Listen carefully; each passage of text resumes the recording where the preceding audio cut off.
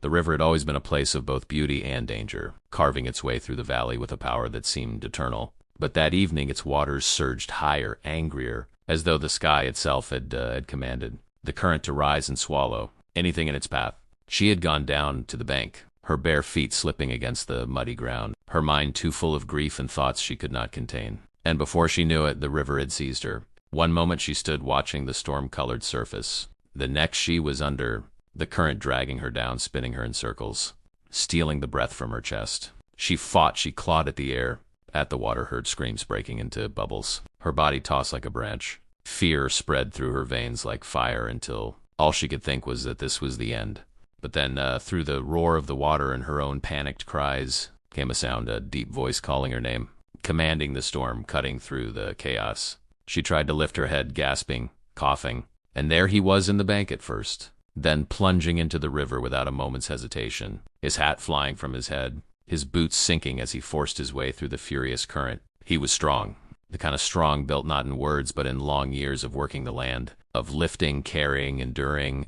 And as the water tried to drag him down too, he fought with every muscle in his body, his eyes fixed only on her. She saw him coming, the last fragments of her hope binding themselves to his presence. But still, the current was merciless. It slammed her against a rock, tearing at her dress, her arms burning, as she tried to cling to anything that would keep her from being taken deeper. He reached her just as her grip gave way, his arms circling around her waist, pulling her against him with such force that she gasped, shocked to find herself in the grip of life instead of death. His chest was firm against her back, his breath hot against her ear despite the icy water, and his voice low, steady, the kind of voice that could tether a soul, telling her she was safe, telling her to hold on. She clung to him because there was nothing else left to cling to, her body trembling with the shock of cold and fear, her strength gone, and he carried her against the current, his strides unyielding, pushing through every surge of water that tried to knock them down. By the time his boots struck the muddy bank again, his arms had tightened around her as though she were the most precious thing in the world, as though nothing, not even the wrath of a swollen river, would make him let go. He lifted her out, his shirt soaked and clinging to the muscles beneath, his breath ragged but his eyes sharp, blazing with the kind of determination that men of the West carried when they had sworn something in their hearts. He laid her down gently on the grass, the water dripping from her hair onto his hands as he brushed it back from her pale face, his thumb grazing her cheek as he searched her eyes for signs of life. She coughed, sputtered, then gasped, air finally filling her lungs again. And as she trembled violently, her fingers curled into his shirt, as though terrified he might slip away. Like everything else she had ever lost, he gathered her back into his arms, cradling her against his chest, rocking her as if she were as fragile as a bird's wing. She shook, her body betraying every ounce of fear and pain she had carried, not just from the river but from the many storms that had shadowed her life. His arms were strong, steady, and he whispered to her not grand promises, not words dressed in poetry, but truths spoken from the marrow of his being, that she was safe, that he would not leave, that as long as he was breathing she would not face this world alone.